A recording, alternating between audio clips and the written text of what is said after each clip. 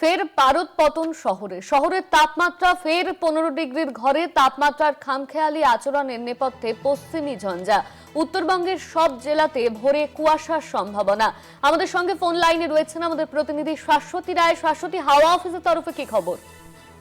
দেখো, আলিপুর আবহাওয়া দপ্তর যেমনটা জানাচ্ছে যে আগামী 7 থেকে 10 দিন একই রকম থাকবে তাপমাত্রার পারদ। সেক্ষেত্রে কিছুটা নিম্নমুখী হলো আজকে শহরের তাপমাত্রা 15.7 ডিগ্রি সেলসিয়াস, এবং সেটি আগামী কয়েকদিন একই জায়গায় বিদ্যমান থাকার কথা, 14 থেকে 16 ডিগ্রির মধ্যে।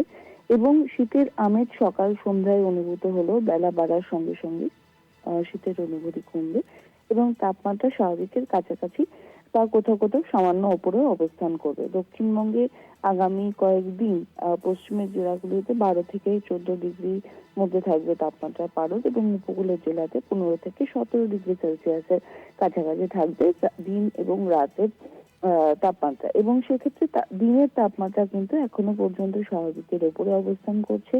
উত্তরবঙ্গের একাধিক জেলাতেই সকালের দিকে কুয়াশার দাপট জারি রয়েছে, এবং আলিপুরদুয়ার, জলপাইগুড়ি, কোচবিহার সহ একাধিক জায়গায় সকাল থেকে হালকা কুয়াশার দেখা মিলেছে।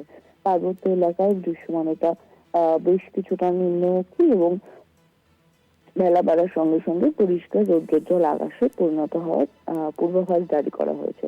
এই পরিস্থিতি আগামী 5 দিন জারি থাকবে। সেই অর্থে জাঁকিয়ে শীতের যে সম্ভাবনা তা কিন্তু এই সপ্তাহে একেবারেই নেই। অনন্যা, ধন্যবাদ তোমায় শাশ্বতী। আমাদের সঙ্গে ফোন লাইনে ছিলেন আমাদের প্রতিনিধি শাশ্বতী রায়।